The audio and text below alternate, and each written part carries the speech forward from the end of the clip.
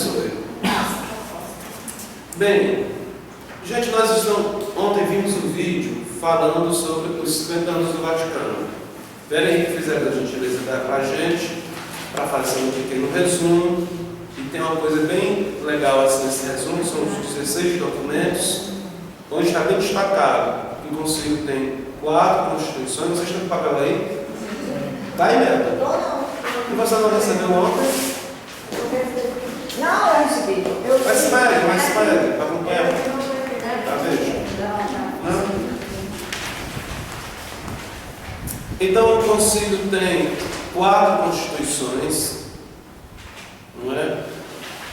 9 decretos e 3 declarações. Esses decretos, eu sinceramente já tentei ver várias vezes a diferença de um documento para o outro. As constituições, claro, têm mais peso dentro do Conselho. Você fala de uma constituição de um país, são documentos mais importantes. Decretos implicam em soluções que devem ser feitas, decisões devem ser resolvidas, declarações, manifestações que não implicam necessariamente em ações. 4 documentos muito importantes para a gente aqui são as constituições. Só ler aqui que nós temos a Constituição sobre a Sagrada Liturgia. Está dizendo que ele foi aprovado em 63, é um dos primeiros documentos aprovados. Tem a Constituição Dogmática sobre a Igreja, Lumen Gentium, Luz da Gênesis. Então tem LG, todas as vezes os documentos que estiver por aí, que tem LG nisso aqui, é a Lumen Gentium. Constituição Dogmática sobre a Revelação Divina, Dei Verbum, DV. Constituição Pastoral sobre a Igreja no mundo atual, Gaudium et Spes, Alegrias e Esperanças. Então nós temos constituições, uma sobre liturgia, outra sobre pastoral, é uma grande novidade, uma palavra sobre a pastoral da igreja, e outras dogmáticas que normalmente os concílios vão falar de dogmas, né, daquilo que a igreja acredita, que a igreja não acredita. Esse concílio, então, ele vem com uma linguagem toda nova. Nós temos documentos, os outros documentos, dos outros concílios anteriores. Era muito assim, a forma do concílio falar. A igreja acredita assim, assim, assado. Quem não acredita, anátema seja. Seja anátema quem faz assim. Seja... Aí vem as afirmações e vem as negações. Era um negócio bem complicado. Tá? Então era assim, acreditar e condenar. Quem não estivesse naquele circuito ali, era anátema. Estava excomungado. Esse concílio, como a gente teve uma outra vez, vocês já viram, a linguagem dele é totalmente diferente. É uma coisa assim mais, né, uma redação do texto, do assunto. Não tem necessariamente anátema seja, anátema seja, anátema seja. Apesar também de existir condenações, porque foi uma maneira que a igreja encontrou de falar com o mundo moderno. Em vez de sair dizendo anátemas, que não tem mais muito maneira de se falar dessa forma com o mundo de hoje, a igreja preferiu mais um diálogo, apesar também de falar, de dizer, aqui não dá certo, aqui não dá certo. Por exemplo, na Constituição Pastoral nós temos lá que são crimes que gritam a Deus, crimes de guerra que destroem cidades inteiras. Então está dizendo, não é um anátema, está entendendo? Está dizendo, anátema seja quem faz uma guerra que destrói cidades inteiras. Não está dizendo aquele anátema, mas está dando uma palavra de condenação. São crimes abomináveis, são ações abomináveis, aborto, eutanásia, comércio de pessoas, terrorismo, não sei o quê. Então diz assim, anátema seja, mas tem também palavras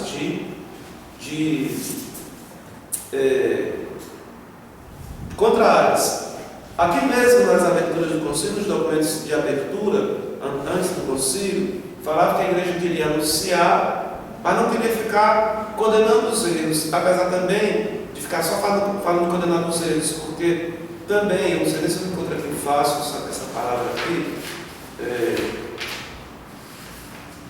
na inauguração do concílio, na palavra de inauguração do concílio, tem um interessante do discurso do Papa que diz, como se deve combater os erros?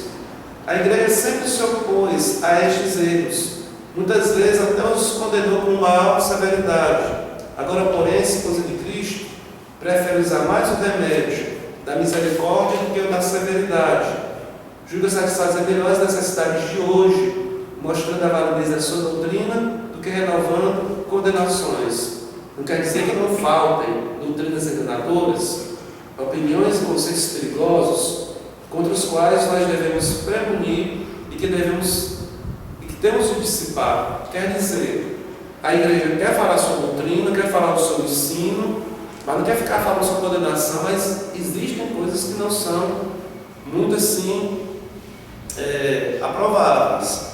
Inclusive nós tivemos na nosso simpósio da fé da nossa arquidiocese uma palavra que, porque eu sei que está sendo em vídeo, eu vou ter a delicadeza de não explicitar muito por questão de educação, mas houve um problema lá no simpósio da fé que uma pessoa que estava falando estava comentando sobre a importância do CEDI, né? Dentre as coisas novas que estavam saindo da igreja, por exemplo, era esse tipo de estudo da palavra de Deus. Eu fui falar com a pessoa responsável, eu disse: você sabia que o CEDI, logo depois que o Supremo Tribunal Federal aprovou a lei aprovando aborto de anencefalo, o CEDI do Ceará, juntamente com as católicas pelo direito de decidir e adital, estava mapeando no Ceará os lugares de aborto no nosso estado. Não acredito. Aí a pessoa foi dizer assim: mas os grupos têm contradições, valores e contradições. Espera aí. Os grupos têm valores e valores são contra-valores, mas contra-valores fora da Constituição da Igreja não dá para te admitir. Porque então assim todo mundo faz o que quer na cabeça e todo mundo tem que admitir, porque nós temos uma Constituição que orienta como nós devemos nos comportar, ou devemos nos orientar, não particular, entre as coisas, as ações abomináveis que existem, que é uma espécie de condenação, o aborto, a eutanásia. De repente o pessoal fica achando que isso é papo furado, não tem sentido, é um papo ultrapassado, mas a Constituição está falando. Então, essas constituições para nós são importantes porque elas também nos dão um mínimo de rumo. Porque nós somos sem igreja, temos diversas formas de conviver, de ser, carismas, de articular nossa maneira de ser da igreja, mas tem coisas fundamentais que nós não podemos fazer de qualquer maneira e achar que está tudo muito bom. E é importante que a gente conheça, porque, por exemplo, naquela hora que eu estava conversando com aquela pessoa, esses grupos têm valores e contra-valores, precisamos ver os valores. Se eu não soubesse dessas coisas da Constituição, eu não teria nem como argumentar, isso tem contra-valores, isso contra-acabouço. Não. Nós temos uma Constituição de pastoral da igreja que veta esse tipo de coisa. Se não for assim, esses documentos não valeriam, não teria sentido de estar escritos ou a igreja ter se reunido para orientar, fazendo depois só como faz de conta. Então nós temos aqui constituições, quer dizer que são, quando você fala, como eu disse, uma Constituição do Estado, é uma carta magna, uma carta muito importante, documento que rege as relações da convivência dentro daquele Estado. Então nós temos um sobre a liturgia. Quando nós dizemos Constituição dogmática, quer dizer que é uma Constituição de muito peso, falando sobre aquilo que a igreja acredita, sobre diversas compreensões que é mais ligada à pessoa de Jesus Cristo, de Nossa Senhora, do povo de Deus, dos serviços diversos que são feitos na igreja, essa Constituição dogmática. A Constituição sobre a revelação divina é mais sobre a questão da Bíblia. Então, o concílio, ele motivou muito que houvesse contato mais intenso com as Sagradas Escrituras. Então, nós vemos também, depois do concílio, uma busca maior dos católicos para poder ter mais conhecimento da palavra de Deus. Essa Constituição pastoral, então, era mais voltada, é uma novidade, que era voltada para as ações que a igreja tende a fazer dentro do mundo. Como vocês veem, são diversos documentos. Para a gente abordar isso é quase impossível. A minha vontade seria de me concentrar nos 4 primeiros documentos. E a minha atenção então seria hoje se voltar mais para a Constituição sobre a Sagrada Liturgia, Sacro Santo Concílio. Por que eu faço essa opção de reflexão hoje, dentre tantos documentos do Concílio? Porque uma coisa que ficou muito dada, muito marcada pelo Concílio foi a situação da missa, né? A missa que o padre celebrava de costa, que o padre, a missa era rezada em latim, como nós entramos ontem na conversa, de repente a missa vem para o vernáculo, muda a posição do padre dentro da celebração, muda questões dentro da liturgia, e uma coisa é dita, outra coisa não é dita. Então, assim, como um documento que teve muito impacto na vida concreta da nossa igreja foi o Sacro Santo Concílio, então a minha opção é por esse documento, para a gente dar alguma olhada, boa noite, sobre esse documento. Agora, tem algo assim, antes da gente entrar sobre esse assunto, uma coisa importante uma coisa que provocou o concílio era que a igreja estava precisando dar uma sacudida. A igreja não estava mais correspondendo aos tempos que estavam sendo vividos. Precisava haver a palavra, não vou dizer reforma, porque a reforma ficou muito parecida com a linguagem protestante, mas precisava haver mudanças dentro da igreja para se adequar mais à sua missão dentro do mundo de hoje. Então, uma coisa que motivou o concílio foi a busca, a tentativa da igreja de atualizar a sua missão dentro das transformações do mundo. A igreja vai se perguntar como é que nós podemos fazer um trabalho que seja mais adequado ao mundo de hoje. Que essa pergunta, ela permanece. Nós podemos sempre estar nos perguntando como é que nós, como comunidade de fé, podemos viver a nossa fé de tal modo que contagie, que a gente tenha condições de ser evangelizadores, de transmitir essa alegria que nós temos de viver a nossa fé para outras pessoas que estão fora. Será que nós estamos mesmo vivendo na Capela de Santa Luzia, na paróquia? Será que nós estamos nas paróquias que nós estamos? Será que nós estamos de fato vivendo a maneira que é mais adequada para o mundo de hoje? O que é que está precisando mudar? O que é que nós precisamos mexer? Então, essa pergunta, ou esse grande questionamento, foi uma das bases do concílio, não é? Agora, a gente vê o Papa João XXIII falando que a igreja necessitava de novo Pentecostes, pediu ao concílio, a Deus no concílio, que acontecesse um novo Pentecostes. E nós vamos vendo que, de fato, com o concílio, houve muitas mudanças e que precisa haver mais ainda. Uns falam que precisa já haver até o concílio Vaticano III, para poder... Outros dizem, não, tem muita coisa no Vaticano II que não foi nem implementadas ou colocadas em prática, falta a gente ainda beber, viver, deixar se tocar, se envolver, permear as nossas ações como o que foi dito.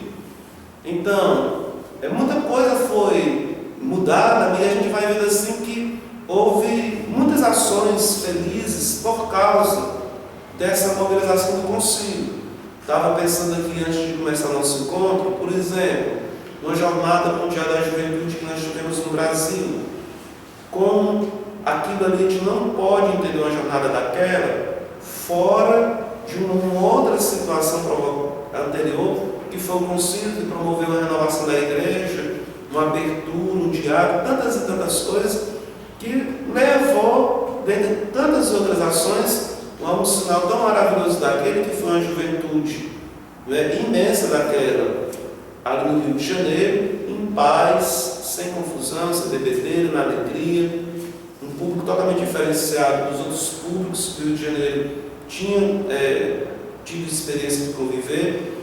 Então, assim, quantas coisas maravilhosas que foram acontecendo, que foram mostrando que a igreja, de fato, vai sendo rejuvenescida pela ação do Espírito Santo, quantas coisas vão acontecendo que você vai vendo que Deus vai colocando a igreja para atender esse mistério dessa vocação da evangelização. Agora mesmo também, na nossa missão jovem, das coisas que me chamou muita atenção, foi que quando estava aqui o grupo das legionárias, da Magnificat, da catequese, da Mãe Rainha, não sei se tem mais outros, fazem missão aqui, quando voltaram aqui para a igreja, todos animados, as crianças das legionárias, o pessoal, os legionários infantis, estavam com as bandeiras dizendo: ai, como as legionárias são animadas, né?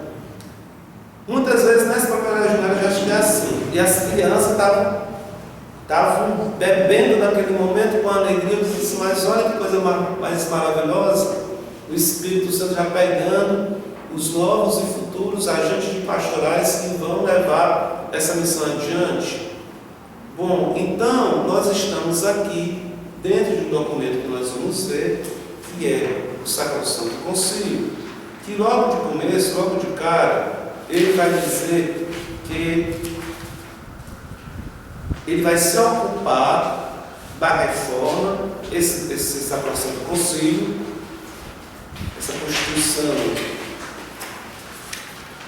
esse primeiro documento da Sagrada Liturgia, o Sacrosanto Concílio, ele vai se deter sobre a reforma e o incremento da liturgia. A preocupação do documento, então, é reformar coisas que precisam ser reformadas na ação litúrgica e incrementar a liturgia. Então, antes de avançar dentro do tema da liturgia desse documento, eu queria fazer o seguinte comentário. Existe um azedo em determinadas situações de preocupação com a liturgia. Por quê? Por exemplo, hoje o pessoal critica muito a formação dos novos seminaristas, que os seminaristas estão muito preocupados com clésima, estão muito preocupados com liturgia, e estão pouco preocupados com as questões sociais. Isso aqui é uma primeira coisa que nós precisamos situar antes de até entrar nessa questão da liturgia. É claro que nós podemos ver a liturgia talvez como um momento separado da vida, em que nós vamos só encher a igreja de bens materiais, vamos simplesmente encher a igreja de adornos e de adereços, e que nós vamos estar despreocupados da realidade em volta. Então, se a gente fica sendo um cristão só preocupado com a liturgia, com a parte que a liturgia, por exemplo, a missa, ela é muito voltada ela está muito no interno da igreja. O pessoal fala da parte intra-eclesial, dentro da igreja. E ações extra-eclesial, para fora da igreja. Então, às vezes, tem essa crítica. Às vezes a igreja está muito voltada para o intra, só para as coisas de dentro, mas não tem um foco missionário, como nós fizemos há pouco tempo essa missão aí.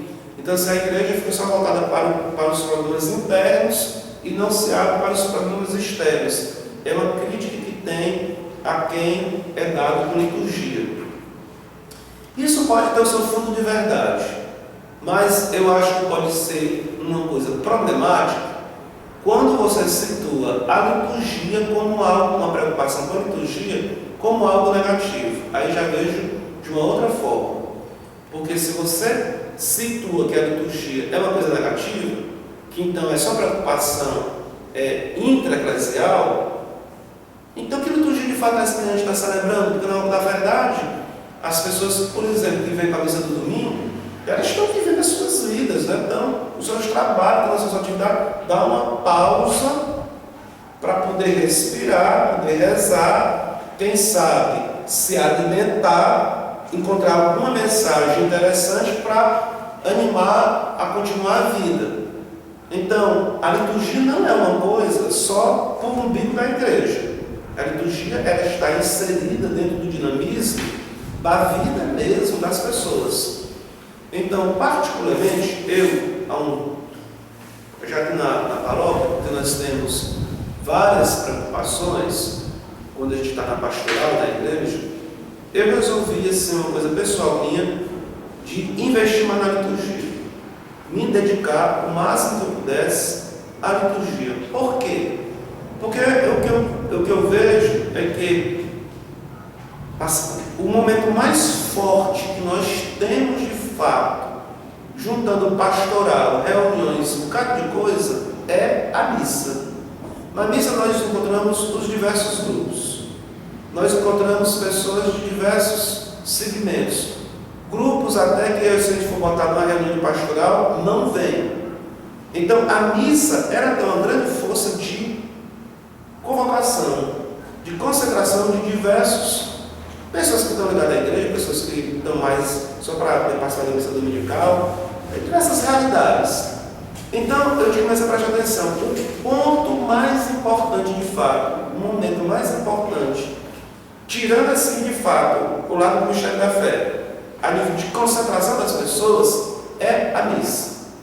Então, quantas vezes as pessoas vêm para a missa esperando mesmo, alguma coisa diferenciada, alguma mensagem, alguma coisa que possa se animar, aí a gente faz uma liturgia corrida, faz uma liturgia de qualquer maneira, e as pessoas, claro, que acham que também aquilo foi só fazer.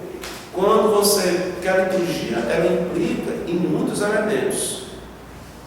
Implica em muitos elementos. A liturgia, ela não implica só o padre que vai celebrar a missa. A liturgia implica uma mobilização de muita gente dentro da comunidade. Vamos tomar aqui, por exemplo, o Ministério de Música. O Ministério de Música tem que estar mobilizado para poder vir cantar. Eu posso sim marcar uma missa aqui, botar ninguém para vir cantar, o padre faz a missa, é um pouco desagradável. Você precisa de ministro a Eucaristia, o padre também pode distribuir sozinho a Eucaristia, mas fica uma coisa um pouco, vamos dizer, largada, assim, no sentido que não tem pessoas interessadas em ajudar. Você pode fazer a missa sem acólitos. Então, a missa, ela acolhida, o pessoal das intenções, o pessoal que vai ver o som, o pessoal que vai fazer a limpeza, o pessoal que vai cuidar do ambiente. Então a missa ela implica em muitas coisas de mobilização. Então quando você chega na igreja, primeira coisa, você chega na igreja, eu gosto muito disso, vocês podem perceber, de mudar o ambiente. Esse negócio de mudar o ambiente veio um pouco da minha família. Por exemplo, meu pai, ele tem assim, uma neura de mudar de casa. Meu pai aqui na cidade já morou em vários lugares. Cada casa onde papai morou era uma novidade da vida que começava. Era novos vizinhos, era um novo bairro, era uma nova casa, era uma nova energia. Meu pai, então, assim, pela mudança de casa, eu senti que isso foi muito legal para a gente. Às vezes em lugares um pouco mais desagradáveis, outros lugares mais interessantes, mas essa mudança de ambiente foi muito positiva. Inclusive eu tinha um amigo que os pais deles moraram a vida inteira no mesmo local, e disse assim: ô Marcos, como é estranho teu pai vive mudando de casa, né? A casa que eu acho que está mais tempo aqui em Fortaleza é essa última que ele está morando. Também a minha mãe, ela tem um outro elemento. Mamãe, dentro de casa, ela não sabe, vocês não sabem de onde é que vem minhas raízes. Ela não sabe deixar os móveis no mesmo lugar. Um tempo os móveis estão do jeito, a casa está arrumada do jeito, tudo tem que estar do jeito. Agora ela está com mais debilidade, não está fazendo tanto isso, mas a mamãe, ela sempre arrumava a casa de maneira diferente, que quando você muda os móveis, também muda a energia. Eu lá em Roma, eu morava num quartozinho menor, talvez, do que essa, quando o quarto era maior, do que essa sala aqui. Lá eu tinha cama, lá eu tinha birô, lá eu tinha parte de fazer refeição, era tudo no mesmo lugar. Quando a gente ia passando o tempo, aquele negócio ali, a cabeça não aguentava mais aquela mesma arrumação. Eu mudava o lugar da cama, o lugar do birô, parecia que ela estava em outro local. Então, eu aprendi que assim, mudar as coisas do espaço muda a energia. É bom. Pode haver uma mudança mais acertada do que a outra, ou menos acertada. Então, vocês percebem que, por exemplo, chegando aqui, teve gente que depois de um determinado tempo, já estou entendendo como é que o senhor é. O senhor gosta sempre de celebrar em um lugar que não celebrou, né? Então a gente já celebrou tudo que foi buraco. Lá na Lagoa, na Praça do Vaqueiro, em diversos cantos da Lagoa, assim, missas mais solenes. Porque eu acreditava que se você leva a comunidade para um lugar novo do próprio bairro, que às vezes é um lugar que é bonito, e a própria comunidade não valoriza, é um momento de surpresa para as pessoas, não é? Também na própria igreja interna. Na igreja interna você mudar as cores da igreja, mudar o cadeiro, mudar um espaço ali, botar uma coisa por lá, muda a energia. E também quando as pessoas chegam, que vem aquela coisa mudada, aquela coisa arrumada de uma forma diferente, vai entender o quê? Que alguém a esperou, que alguém arrumou esperando que ela chegasse. É uma forma também de acolher e de fazer com que a pessoa seja importante. Mas se você chega na igreja, a igreja sempre é a mesma coisa. Não muda um vaso, não muda um jarro, não muda uma vela, não muda nada. Então é um negócio muito estático, até dá a entender que não tem vida naquela comunidade, que ela está morta. As legionárias mesmo agora, há um tempo aí vieram conversar comigo, sobre que o grupo estava assim, um pouco desanimado e tudo. Eu comentei algumas coisas que eu achei que poderia ajudar, mas eu entrei exatamente nesse detalhe. Meninas, eu vejo a sala de vocês, há uns 8 anos eu estou por aqui, a sala de vocês, o armário está sempre no mesmo lugar, a mesa está sempre no mesmo lugar. Não tem nada de diferente naquela sala, não tem um jaco, não tem um cartaz, e é uma sala de maioria de mulher que vive ali. O que diz isso para mim? Que ninguém se interessa pela reunião de vocês. Porque se vocês tivessem pessoas que tivessem interessado, ia botar um cartaz, ia botar uma plantinha ali, fazer uma coisa que te criasse gosto para que as pessoas, quando chegassem, se sentissem acolhidas. Depois eu falo dessas coisas, já teve iniciativas diferentes, e elas ficaram, você vê que tem uma vida. Fizeram umas arrumações lá e mexeram lá um pouco no espaço. Todo mundo se sente alegre, feliz. Olha que bacana, que legal, que não sei o quê. Quer dizer, demonstra uma vida. Minha mãe também diz assim: uma casa que não tem, me permita quem não tem. Ela diz assim: uma casa que tem planta tem sinal de vida. Uma casa que não tem planta é um negócio morto. Mas você pode prestar atenção. Tem gente que tem carisma para a planta, tem gente que não tem carisma para a planta. Talvez não seja coisa assim tão. Mas a planta dentro de casa, ou a planta da casa, ela é um sinal de vida. E é um sinal também de cuidado com a natureza. Tem várias coisas interessantes dentro de uma presença de planta dentro da a casa toda seca. Não tem pé de planta, não tem nada. Aí você fica assim, de repente a casa está toda arrumadinha, está toda bonitinha.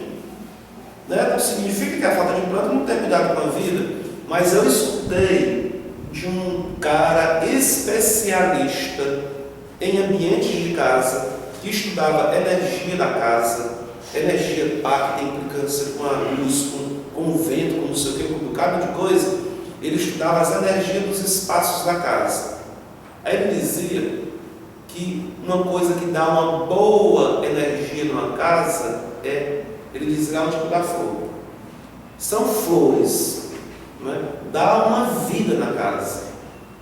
Então, tem a ver com a planta, tem a ver com a vida, não é? Se a gente, na igreja também, a gente não coloca uma florzinha uma vez, uma coisa viva, fica assim um negócio meio desagradável. Eu não sei como é que vocês reagem, como é a reação de vocês. Mas na casa da mamãe, meu pai não gosta de gastar dinheiro com planta, com negócio de rosa.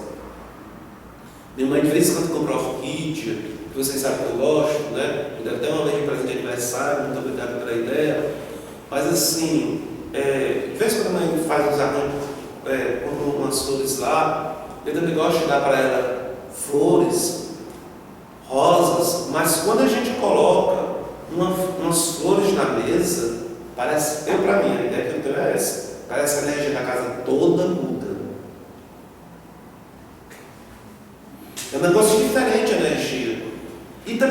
igreja. Eu também na igreja sempre assim, quando a gente põe flores na igreja, a energia do ambiente muda, não é? Fica um negócio assim, é uma coisa muito estranha isso. Mas sobre esse negócio da planta que diz que tem vida, uma vez chegou uma religiosa na casa da minha mãe, eu gostei muito do que ela disse. E eu guardo essa expressão dela para dizer em momentos oportunos quando eu vou na casa de uma pessoa. Ela chegou na casa da minha mãe e não tinha ninguém, porque nós somos 13 filhos. Né? A casa, quando tem um outro filho, a casa é bastante movimentada. Era outra casa que a mãe vivia, que tinha até mais planta do que essa casa que é atual. Mas a freira sentou na sala, era uma freira alemã, ela sentou, olhou assim, era uma freira assim, muito interessante. Era a freira que usava brinco, usava batom, era toda maquiada, usava colar, era uma freira bem maluquinha. Se olhasse bem madura, mas toda, não dissesse que ela era freira. Ela chegou, sentou e disse o seguinte: essa casa tem vida. Eu fiquei assim, que coisa mais maluca. A pessoa não tem convivência com a casa da gente, com as pessoas que estão ali dentro. Ela não tem convivência com o ritmo da casa. De onde foi que ela tirou uma afirmação dessa, que a casa da mamãe tinha vida? Mas eu achei isso tão agradável, minha mãe gostou tanto disso que essa freira disse, tá? Que também quando eu chego numa casa de uma pessoa que às vezes, se eu não disser de vocês, era para ter dito, mas às vezes eu chego numa casa de uma pessoa que eu sinto e que devo levar da astral, eu digo, essa casa aqui tem vida. É uma coisa muito positiva, é uma coisa muito gostosa. E graças a Deus, apesar de a gente ter uma igreja simples, eu acho a nossa igreja, eu tenho que ser bem sincero, a igreja é pobre, não tenho vergonha de dizer isso, a nossa igreja é bastante limitada, não é? Os seus recursos, mas como eu fico feliz, está entendendo? Nós precisaremos mudar muita coisa da parte da matriz, da parte da arquitetura, aqueles compogós, o negócio que eu também ojerizo, aquele negócio ali, mas assim, apesar da simplicidade e da pobreza da igreja, como eu acho legal, quantas vezes eu já ouvi de pessoas que vão para aquela igreja e dizem assim, essa igreja tem uma energia diferente. Oi. Uma pessoa, eu não sou da paróquia, né? Assim. Você é da paróquia, não vai morar no bairro, né? Eu não sou antiga na paróquia. E uma pessoa antiga da paróquia, que é lá do bairro, que mora quase vizinha da paróquia, vai me disse ano passado: Vera, antigamente essa igreja não tinha vida. Ela falou isso antigamente. Pois é, então assim, eu não sei onde é que as pessoas tiram essa conclusão, tá? Assim, é claro que a gente vai zelando, vai cuidando pelo espaço, tendo carinho, é claro que isso vai se manifestando. Eu espero e entendo que essa energia, ela brota muito do Santíssimo Sacramento. Eu tenho essa compreensão, essa fé. O Santíssimo é que movimenta misteriosamente a energia daquela igreja. Mas tem várias coisas ao lado do Santíssimo. Tem várias coisas ao lado do Santíssimo. Tem as flores, né? Inclusive eu falo com o Maurício, nossa igreja é pobre, mas eu acho que as igrejas aqui de Fortaleza devem ser das que gastam mais com flores, porque o que a gente gasta de flor nessa igreja. Mas quando a gente se acostuma a botar flor na igreja, quando não tem flor, a gente fica assim, ixi, Maria, que negócio pelado, tá faltando alguma coisa, não tem flor para Nossa Senhora, cadê as flores, não é? São coisas tão simples, mas que diz muito.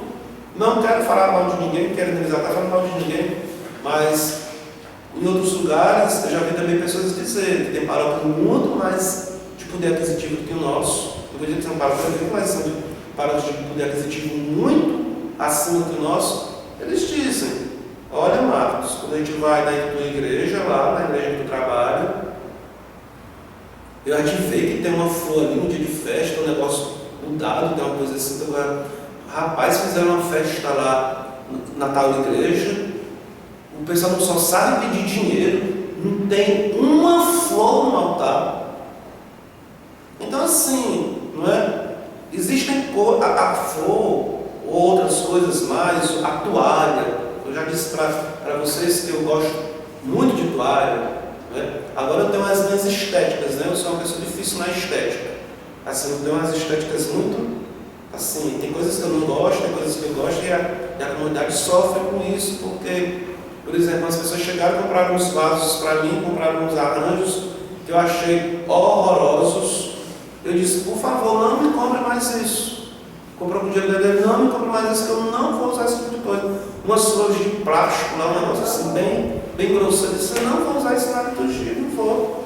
Aí, quer dizer, tem que caminhar um pouco dentro de uma estética. Por exemplo, eu não gosto, vocês devem ter prestado atenção, que eu não gosto muito de toalha pintada.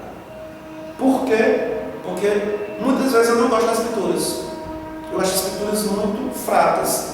E para botar uma toalha lá com uma pintura que não me agrada, eu não uso. Então é muito difícil ser um padre, a pessoa faz uma pinturazinha.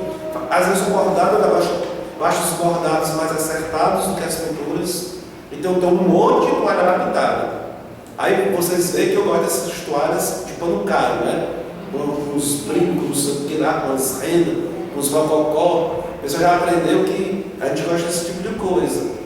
Então, assim, um pano elegante, que não necessariamente tem um tema da liturgia pintado lá. Mas que você vê que quando você joga um pano em cima do altar, o altar é a mesa que todo mundo está vendo. Quando você joga um pano bonito, belo, de Paris, como trouxeram, eu tive que dizer um pano, olha gente, esse pano aqui é de Paris, pessoal. Né? Aí o pessoal fica, vixe, mas quem ficou esse pano de Paris aqui para a igreja? Mas assim, são coisas simples e que chamam a atenção. Por exemplo, aí tem diversas pequenas coisas que eu gosto, que são chamadas alfaias, os materiais da liturgia. Coisas bem simples, por exemplo, castiçais em cima de altar. Vocês já prestaram atenção? Não sei se vocês prestaram atenção, mas eu gosto muito de castiçal. Só não temos mais porque alguns castiçais são muito salgados. Mas, por exemplo, quando eu cheguei, eu vi que não tinha castiçais dentro da igreja. Eu rodei essa igreja atrás de castiçais, para essa cidade. Inclusive, nós temos uns castiçais pequenos ainda aqui, amarelos, que são de vidros de cor. Aquele ali eu rodei para encontrar aquilo ali. Depois quebraram um, quebraram o pé do outro. Porque também tem um material frágil. Agora, a Graça teve a felicidade de comprar aqueles 2 castiçais belíssimos, mas que precisam de ser solucionados, né, Graça? Não estamos conseguindo dar a solução da Vera nos 2 castiçais belíssimos, que eles eram com luz artificial. A Graça não gosta de luz artificial nos castiçais e está dando um problema. Então, se você põe uma peça em cima do altar, um castiçal que seja, uma coisa, já dá uma. O pessoal, vixe, que castiçal aquilo ali. Fui uma vez na Itália. Fui para a Itália, foi um dos últimos lugares que eu fiz pastoral. Fiz 2 meses e meio de pastoral lá, na cidade de Moncaneiro. Eu fui para a igreja, substituí um padre. E vocês sabem que esse negócio de mexer no espaço da igreja é ponto de confusão, né? Se você tira a cadeira dali, se você põe um altar, mexe numa presidência, tudo que você mexe, tem gente que não gosta de mexer, para ficar tudo requintado. Eu cheguei naquela igreja, de lá do altar, o pessoal guardava o material de som, que era o verdadeiro depósito. Na mesa da palavra, tinha um painel que estava muito legal, assim, um painel que era razoável, mas muito feio. Todo domingo botava com o tema do Evangelho do domingo, a frase principal. Rapaz, eu achava um horror aquele presbitério. Eu disse assim, eu vou mexer nesse presbitério. E eu vou comprar briga com os italianos. Que eles vão dizer, eles vão começar a falar comigo. Aí eu peguei primeiro as coisas de som, tudo que era guardada dentro de lado do altar, e guardei uma sala lá. As mulheres que quiseram fazer a faxina, tiraram de tudo de dentro da sala e botaram de novo de lado do altar, porque achavam que era um lugar daquilo, não foi por vontade não, sabe? Porque achavam que era para ficar ali. Eu disse assim, o que é que você está fazendo aí, meu filho? Aí ele, não era um lugar do som, fica aqui. Vamos fazer o seguinte, enquanto eu estiver aqui, esse som é guardado lá. Bom, sobre o painel que ficava na frente do ambão, eu tirei o cartaz da frente do ambão, botei uma toalha lá mais legal. Teve uma vez que eu pintei até um quadro específico para eles lá, tem um quadro mesmo de Jesus, a face de Jesus Cristo, botei na frente do ambão. Aquele painel eu botei numa flanelógrafo na entrada da igreja e comecei para todo domingo botar um arranjo de flor em cima do altar, porque tinha uma mulher que era de floricultura e ela distribuía os arranjos. Todo dia tinha um arranjozinho pequeno em cima do altar. Aí o pessoal começou a ver aquilo ali. Aí o pessoal estava esperando só a reação negativa dos italianos, né? Aí a mulher chegou para mim e disse: senhora, para até que fim que teve alguém que teve coragem de tirar aquele cartaz horroroso na frente da mesa da palavra. Aí daqui a pouco, padre, que coisa bonita, esse arranjo que o senhor coloca no... Quer dizer, são coisas bem simples e bem pequenas, mas que as pessoas veem que a gente tem um carinho de... O cartaz lá, eu me lembro, que uma vez era sobre aquele que quiser ser meu discípulo, toma sua cruz e siga. Eu peguei o cartaz lá, botei na frente, fiz uma cruz no material de lixo em volta da igreja, que tinha lá no local, fiz uma cruz de lixo. Os italianos chegavam na mesa e ficavam: olha, o que é isso aqui? Está entendendo? Quer dizer, tudo isso era motivo de surpresa, motivo de ver que a pessoa tinha pensado na liturgia, no ambiente, não é? Então, assim, é interessante, eu entendo, que a liturgia seja um momento que as pessoas cheguem, né, e possam renovar suas energias, possam renovar sua fé, e que sintam que são importantes, são pessoas importantes que foram esperadas. Não é? Agora, essas pessoas foram esperadas, todos os pequenos elementos, eles mexem com a liturgia. Eu escutei de um catequista famoso do Brasil, que já morreu, Bernardo Câncer. Ele fez uma comparação que eu achei muito feliz, apesar de ser um pouco inadequada, que a missa é que nem um desfile de uma escola de samba. Por que ele dizia isso? Olha, uma escola de samba, quando vai desfilar, ela tem a comissão abre alas. O que é a comissão abre alas? A comissão, vamos ver que tem um desfile sobre a Semana de Arte Moderna. A comissão de abre alas já apresenta o tema de entrada. A comissão de frente, né? Aí o carro abre alas e repete o tema. Depois todos os cordões param naquele tema. Para tal ponto que quando você vê do começo ao fim do desfile, o tema foi a Semana de Arte Moderna. O que foi que essa escola de samba aí falou? Foi a Semana de Arte Moderna. Aí os cantos são sobre a Semana de Arte Moderna. Então o canto, a coreografia, as fantasias, tudo fala daquilo ali para que você no final guarde aquela mensagem. Então ele dizia e falava mais. Vocês prestem atenção que quando uma bateria de escola de samba cai, o desfile cai, que a escola de samba tem uma responsabilidade muito grande na maneira de tocar para que aquele desfile possa correr tudo bem. Se a bateria se desorganizar, o desfile cai. Então isso tem muito a ver sim com a liturgia. Um grupo de música, por exemplo, que cai vem todos os cantos. Puf, tem um canto que não deu certo, a liturgia cai. Tá?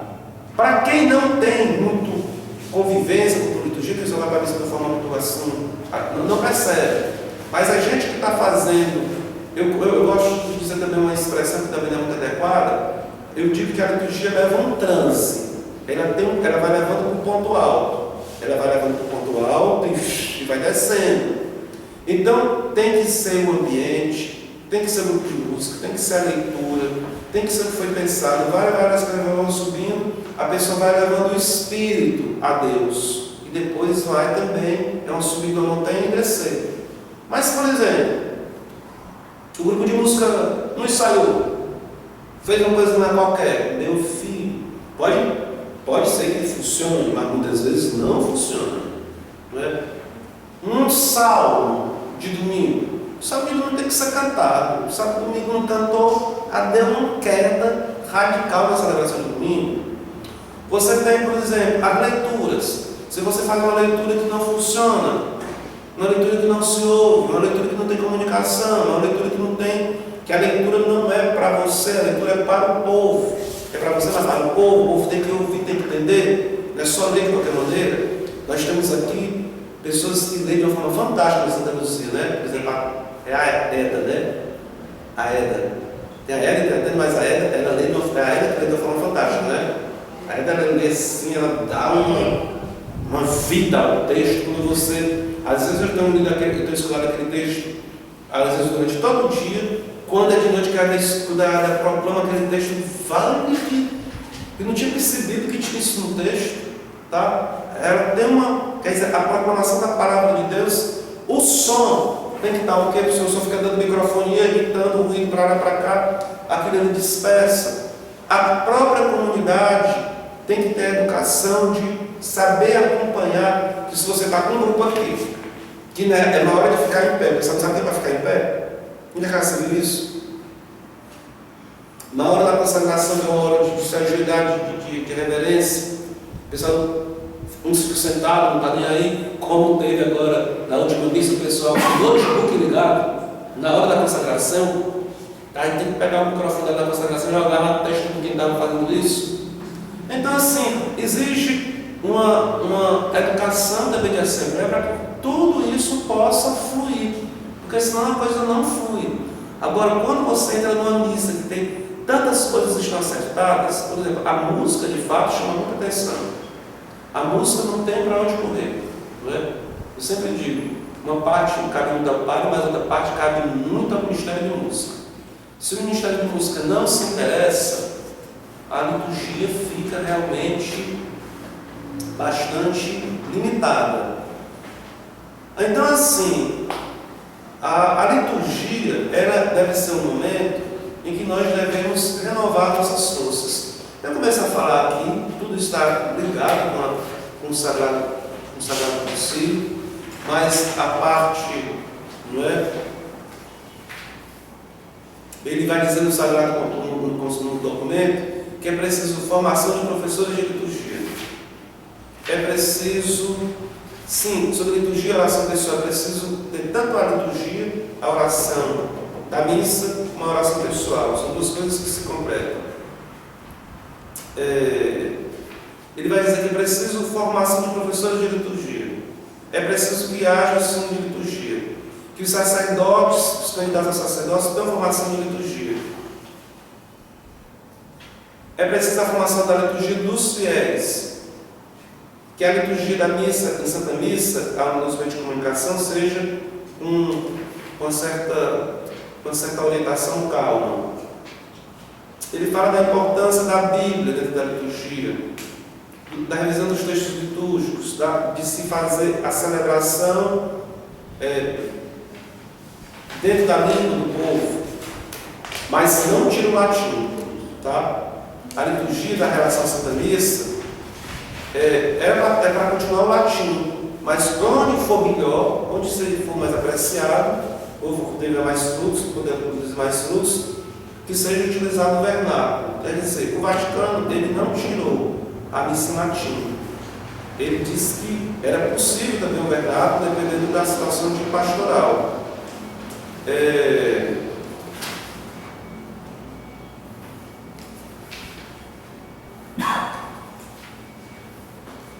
Então ele tem várias orientações sobre a missa, sobre os sacramentais, e na última parte tem sobre o ofício divino. Lá no finalmente ele tem a parte sobre o ano litúrgico, mas lá no capítulo 6 ele vai falar sobre a música sacra, não é? Na parte da música sacra, ele vai dizer que o canto deve ser enriquecido pela Sagrada Escritura. Os cantos devem ter essa espiritualidade. Quanto mais a música estiver ligada à ação litúrgica, tanto será mais santa, tanto será mais sacra. Se a música tem de fato uma ligação mais com a liturgia. Que isso aqui também é uma grande dificuldade que nós temos nos dias de hoje. A maioria de muitos grupos são ligados à renovação carismática. A renovação carismática tem cantos muito bonitos, mas uma coisa é canto de encontro de grupo, outra coisa é canto de Santa Missa. Os cantos da missa eles precisam ter um sentido dentro da liturgia. Não é qualquer canto que eu vou colocar na missa. Às vezes a pessoa pensa que o canto é bonito, porque o canto é bonito, não é? Joga na mesa. Então, por exemplo, o canto de entrada, que é uma coisa tão básica, eu estou entrando, a mesa está começando. É um canto para falar de entrada, de início de celebração. Às vezes tem canto de entrada que não tem nada a ver. Isso aqui a gente já teve informação sobre esse tipo de coisa, mas vai e volta, precisa se retomar. Um canto de aclamação da palavra de Deus, do Evangelho, tem que falar que nós vamos escutar a palavra de Deus, a palavra de Deus vai ser ouvida. Aí quando você canta lá falando de Jesus Cristo, não diz nada sobre a palavra, é difícil. Aí você faz formação litúrgica sobre o ano litúrgico, diz, né, é uma coisa básica. Na quaresma não se canta aleluia. Parece que é de propósito. 2 dias depois do curso, está lá o pessoal cantando aleluia na hora da quaresma. Gente, me desculpa, eu vou ter que parar. Porque não tem cabrante, tá? Não tem cabrante, vai te dar a formação. Diz que não pode, a pessoa lá cantando aleluia na quaresma. É um negócio assim, o fim da picada mesmo, né? Então assim, não é porque você tem um canto bonito que o canto tem sentido naquilo ali. Às vezes tem cantos de piedade popular que não se adequam. Então, nós temos pequenas orientações que são muito importantes. Por exemplo, o ato penitencial é voltado mais à pessoa do Cristo. Aquele Senhor, Cristo Senhor, é todo o Cristo. O canto do glória, ele é cristológico. Eu sei que às vezes o pessoal canta aquele ressurreto dentre os mortos. O pessoal às vezes me pergunta assim, pode ou não pode? Eu permito porque ele tem um tom cristológico, mas é muito bom também aqueles cantos que são mais do próprio glória cantado, eu acho interessante. Às vezes o glória, nós temos muito glórias que são um tom trinitário, não é mesmo? Não tem esse sentido do glória. O santo, ele é mais ao Pai. Então são pequenos detalhes, nuances que vão tendo, que às vezes as pessoas, não é? O canto de comunhão, a principal devoção da Eucaristia é a comunhão, é o alimento. A adoração é uma coisa que se estabelece, a adoração santíssima é uma coisa que se estabelece não no restante da igreja, mas a devoção principal é a comunhão. É claro, uma coisa é eu adorar o Santíssimo que está lá, coisa mais profunda é o Santíssimo que é para dentro de mim. Então, a principal devoção que eu tenho que ter é a comunhão da Eucaristia. Então, o canto de comunhão é um canto de alimento, é um canto da Eucaristia. Às vezes, o canto de comunhão não tem nada a ver com a outra. Diz que canto de ação de graça não é para se ter, mas nós temos o costume que tem. Eles dão liberdade para o canto de ação de graça. Canto final também disse que não era para existir. Eu acho estranho, porque o que é o canto final? Diz que depois do sinal da cruz não tem mais canto. Mas o pessoal está indo embora sem canto, eu acho muito cru, muito nu, muito pelado. Não deixa o pessoal cantar, o pessoal vai embora, o cantozinho, faz mal para ninguém não, isso não mata ninguém não. Então tem coisas assim que também a gente precisa. Às vezes os exercícios pode. Eu também acho interessante esse documento Sacro Santo Concílio. Acho interessante saber o documento Sacro Santo Concílio, ver o que ele vai dizendo sobre os materiais litúrgicos, sobre o canto, que esses cantos têm que estar bem mais ligados à questão da missa.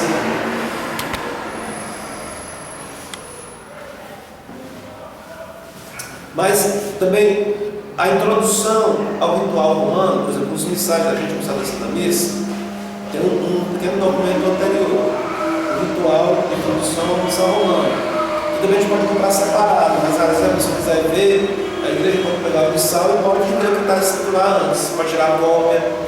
Tem várias coisas lá que são quantas velas devem ter, como é que deve atuar, isso e aquilo, os objetos, vai falar um bocado de coisa.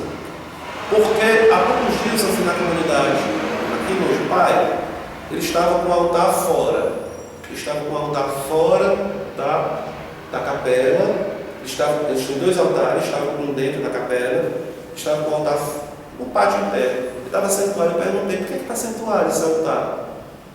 Não, porque a gente aprendeu, não sei aonde, que não se coloca a toalha em cima do altar quando o altar não está sendo utilizado. Eu disse, olha, eu sempre gosto de quando a pessoa diz assim, isso é uma coisa muito gira, que diga de onde foi que a pessoa tirou essa orientação. Porque se a gente for no missal romano, não diz isso, tá? Não diz isso. Se a gente for também no Sacro Santo Concílio, não diz isso. Então quem que foi que falou isso?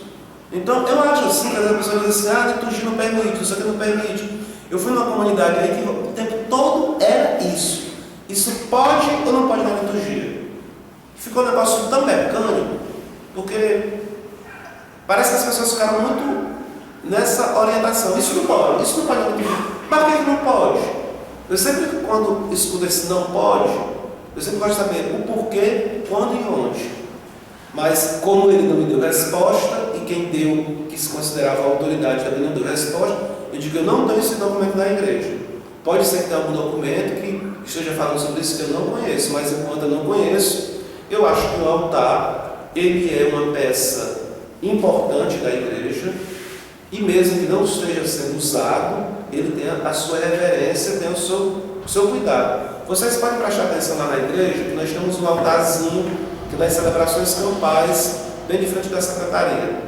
Aquele altar normalmente eu estou com toalha nele, até mesmo para conservar o próprio móvel, que eu acho que fica lá pegando poeira e tudo, não é adequado. Mas, por exemplo, o Círio Pascal. O Círio Pascal, o que é o Círio? A igreja pede que o Círio não seja jogado em qualquer lugar. O Círio Pascal tem um lugar de destaque guardado também. Então, o Círio Pascal, que não está sendo utilizado no tempo litúrgico, fora do tempo, é para ser guardado com certo respeito, por que não no altar? Então, tem coisas assim que são um pouco, não é? Assim, existe muito esse negócio. Pode ou não pode? Mas existem muitas afirmações que não se dá o sentido e a razão. Nessa comunidade lá, eu falei, olha, eu gosto de saber o sentido e a razão.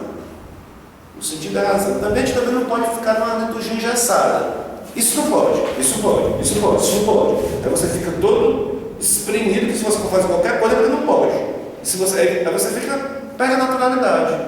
Eu acho que uma coisa importante também da liturgia é que nós estamos na casa do nosso Pai, estamos na casa de Deus, né? Precisamos se sentir à vontade. E a gente vai aprendendo, a gente vai amadurecendo. Se a gente faz uma coisa assim que não foi tão legal, depois a gente vai aprendendo, vai estudando. Mas então assim, fala da importância da música ligada à questão litúrgica. Fala da necessidade da formação musical. Fala da importância do canto gregoriano. O canto gregoriano se mantém como um grande canto da nossa tradição da igreja. Mas o canto gregoriano muitas vezes implica também conhecimento de latim que nós não temos. Então isso foi se perdendo, não é? Agora, esses grupos também de música, eles estão resgatando o que ele é eleison, alguma palavrazinha assim, um santo em latim, mas com uma melodia mais moderna.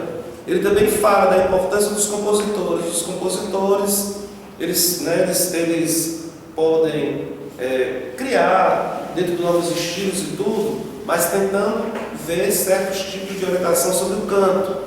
Mas a igreja também fala que ela não se fecha a nenhuma estética de música, de arte, nenhuma arte, assim, essa arte pronta acabou-se. A igreja está aberta às condições de nova estética, mas ele diz também que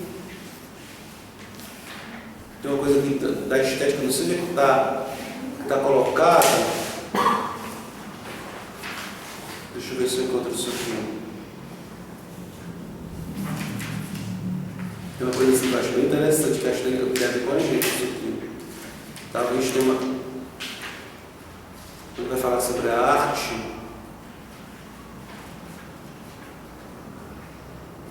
se eu encontrar, eu sei mais ou menos o que o texto diz.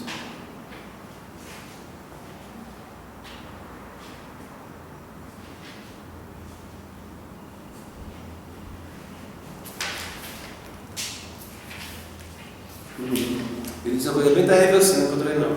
Ele vai dizer que sejam removidos da igreja aquilo que foi colocado que vai contra a fé, que não está muito bom por as costumes. E seja tirado também da igreja aquilo que é uma mediocridade da arte. Outro que eu queria encontrar esse texto, eu devia ter anotado aqui, para não dizer que foi o senhor que estou inventando, né? Vou passar só uma vezinha aqui, se eu não encontrar, deixa para lá.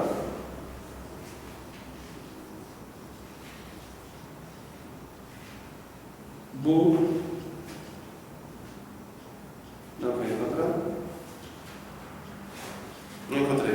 Então, assim, quando ele diz sejam retiradas do espaço do local da igreja, coisas que vão contra o costume. Então, os amigos meus me disseram que nessa coisa agora da jornada mundial, que foram para a Vitória, disseram que lá em Vitória tinha uma igreja que tinha uns anjos de costa para o altar.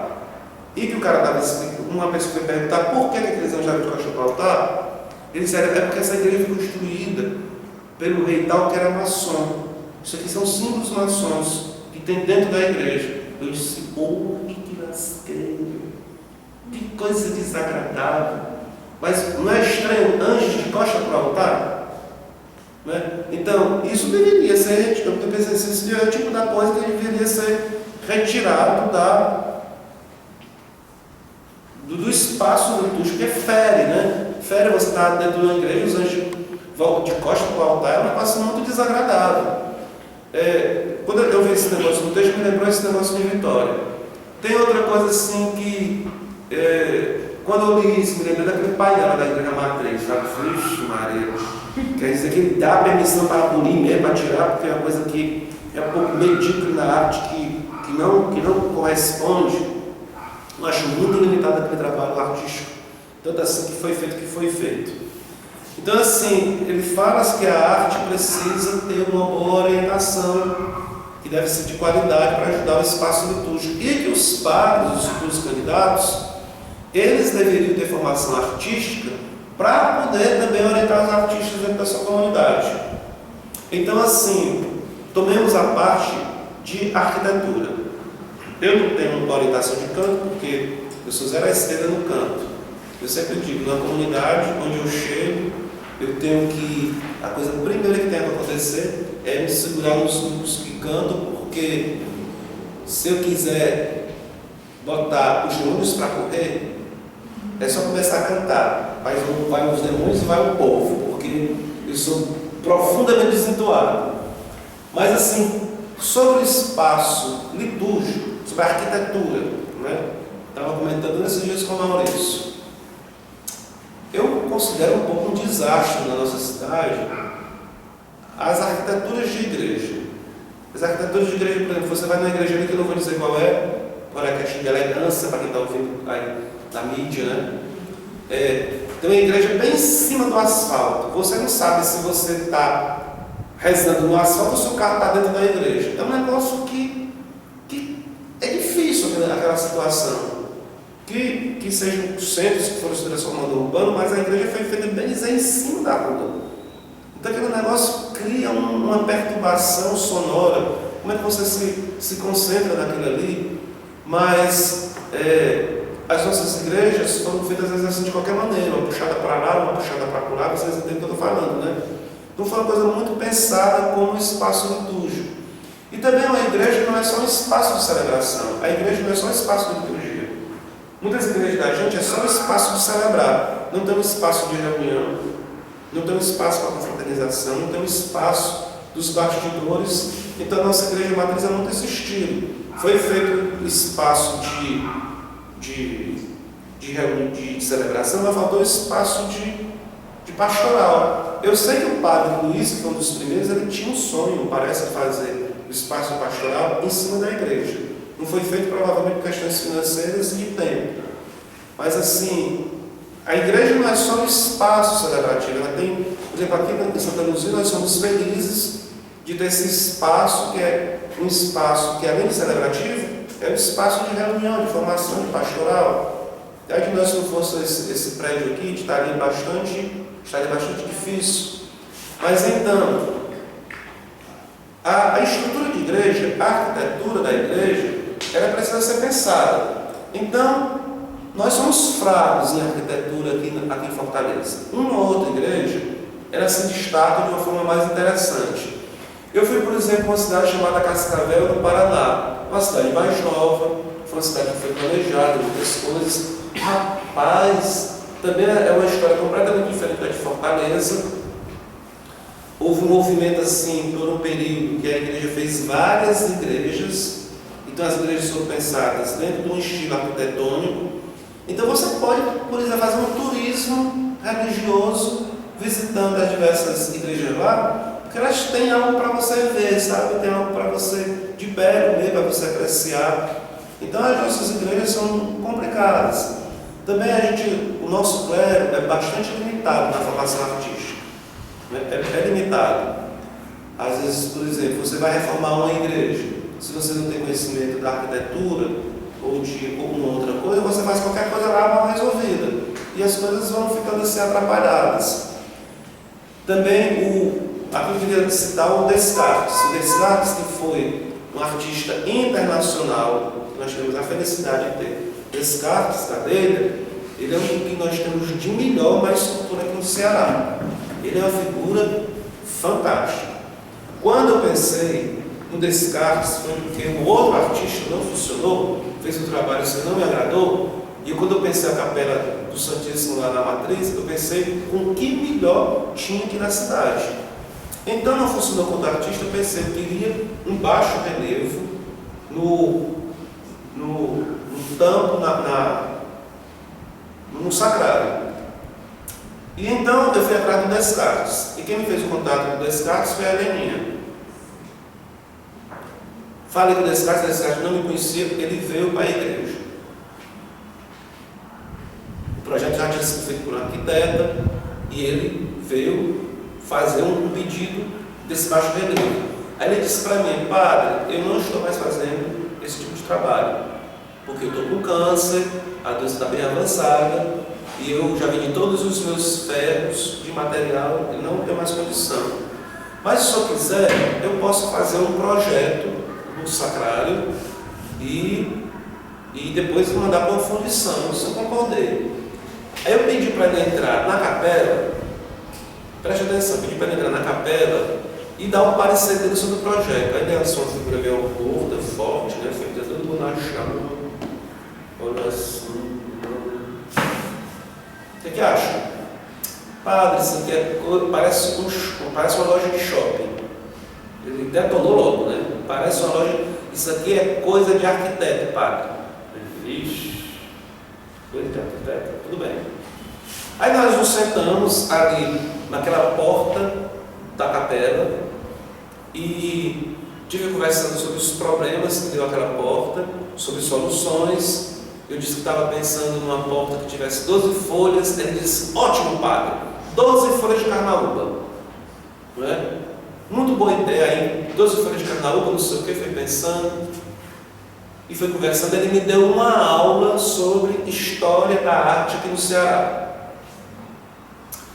Aí ele foi dizendo que na história da arte tinha algumas igrejas muito importantes no Ceará.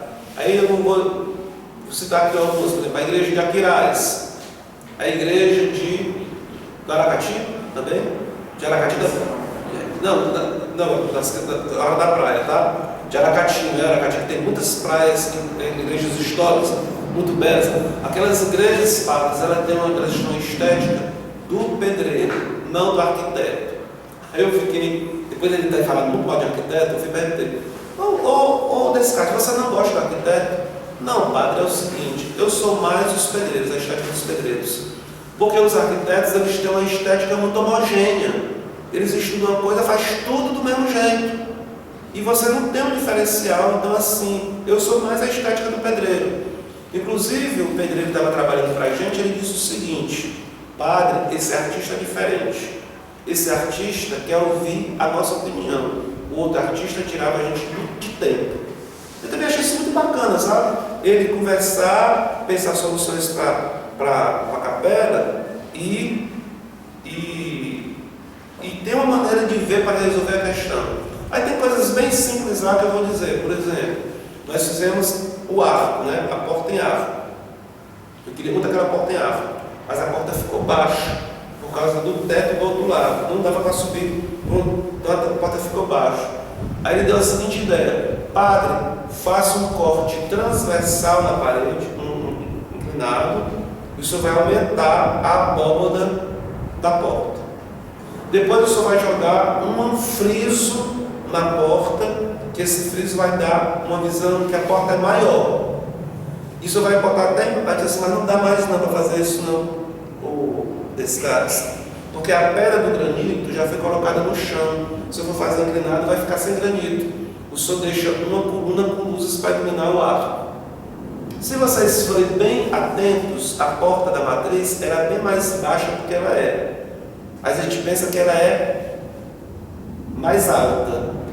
Vocês podem ver o efeito visual. Foram soluções dadas pelo Descartes, foram soluções bem acertadas, né? Na hora que eu fui fazer o friso, eu pensava que o friso era pequeno. Não, padre, o friso pequeno não, fino não. O friso tem que ser largo para poder dar a abertura da porta. Vocês podem ver, se eu fosse fazer um friso fino lá, a porta ia ficar um churrice de nada. Então, estou dizendo isso porque o Descartes depois, ele entrou para nos ajudar e nos presenteou com aquele projeto que ele passou 6 meses para ter inspiração. Ele disse, padre, não tem esse negócio de ter hora para começar e hora para acabar. Depende da inspiração. Ele passou 6 meses sem me dar resposta, sem me dizer um oi. Eu não sabia mais o que dizer. Todo mundo pergunta, ei, padre, capelinha, padre, capelinha, padre, capela. Umas que vocês sabem que gosta de ficar perreando, estava lá em cima de mim. Eu disse, meu Deus, não aguento lá não. Eu já estava pensando que eu ia desenhar um churrice lá qualquer e que ia jogar lá na capela. Aí quando foi 6 meses depois, ele chegou, padre, eu vi um anel, um broche no dedo de uma pessoa e tive a ideia que é o sacrário de vocês. Aí foi que a solução veio. Não é? Mas não foi assim, sabe? A coisa começou e amanhã já estava feito. Era coisa que a gente precisava esperar o artista deixar a inspiração dele acontecer. O texto, então, ele fala muito da importância da arte como espaço litúrgico, tá? Que nós precisamos pensar, ver como a arte ela pode enriquecer a liturgia para poder haver uma melhor comunicação com as pessoas. A senhora entendeu, Dona Mel? Muito bem. A senhora entendeu por que esse dia está vendo a senhora hoje? Pois é, então, gente, o documento, ele também disse, sabe, que não era para botar o santo estudo para fora. O documento, ele diz que não era para ter excesso de santo na igreja, era para ter uma coisa equilibrada. A palavra seria mais ou menos equilibrada, uma certa ponderação, mas que os santos ficassem na igreja. Porque teve muita gente que disse que o Vaticano II fez que a turma do santo toda fosse para correr. E não era assim. Ouviu, Dona Francelei, tem um outro santo assim que é para ficar, para poder ajudar na amizade, a se aproximar do Senhor. Agora, 50 anos depois dessa proposta da reforma do documento, da liturgia, nós estamos numa outra situação. Muita coisa boa foi feita, muita coisa questionável foi feita. Ele também diz dentro do texto que é importante valorizar os momentos de silêncio dentro da celebração. Eu gostei muito disso porque é uma coisa que a gente se esforça. O silêncio que a gente faz na liturgia não é à toa, ele vem de uma corrente da liturgia que diz que é importante que a gente insira o silêncio dentro da celebração, que eu sei que é algo bastante difícil. Falei, comentei depois que foi da jornada, que eu participei de uma celebração, não participei, eu vi a celebração, que eu não estava na sala própria do domingo de Fortaleza. Mas o pessoal da França, estavam lá, os jovens da França estavam na missa. Por isso também que alguns momentos eu mudei um momento do silêncio, depois da leitura do Evangelho, fazer logo depois da leitura do Evangelho e da oração. E eu vi eles fazendo um silêncio longo depois da homilia do sacerdote. Eu vi aquela massa de jovens naquele silêncio. Eu disse, meu Deus do céu, que loucura é essa? Um silêncio daquele não é fabricado. Um silêncio daquele não é improvisado. É um silêncio que vem todo de uma formação litúrgica, que a pessoa, quando está naquele momento ali para silenciar, para ter o seu momento pessoal com Deus, a pessoa consegue viver. Eu achei fantástico aquilo ali. Disse, meu Deus do céu, teve gente que conseguiu, hein? A gente fica tentando assim, a muitos custos, mas teve gente que conseguiu dar essa formação litúrgica de silêncio dentro da celebração. Nós já demos grandes passos aqui, mas sempre é bom pensar um pouco mais. Bom, gente, o que eu tinha para dizer era mais ou menos isso, sobre esse primeiro documento, para nos motivar um pouco a, quem sabe, pensar mais uma liturgia ainda correspondente ao dia de hoje. Quem quisesse fazer algum comentário, alguma observação, enriquecer a reflexão com alguma ideia, o espaço também fica aberto. Sobre os instrumentos. Os instrumentos que são usados na liturgia, né? O instrumento musical. Tem muita gente, tem muitos párocos que não gostam muito da bateria, né? Tem muitos que só gostam de coisas, só instrumento de corda, né? E a gente vê também uma diferença muito grande da liturgia da Europa com a liturgia aqui do lado latino, né? Que é mais assim, ativa, mais festiva, né? E eu acho muito bonito também aquelas liturgias que tem na Europa, que usa muito instrumento musical, que é instrumento de corda, né? Aquelas coisas que não existem muito no Brasil.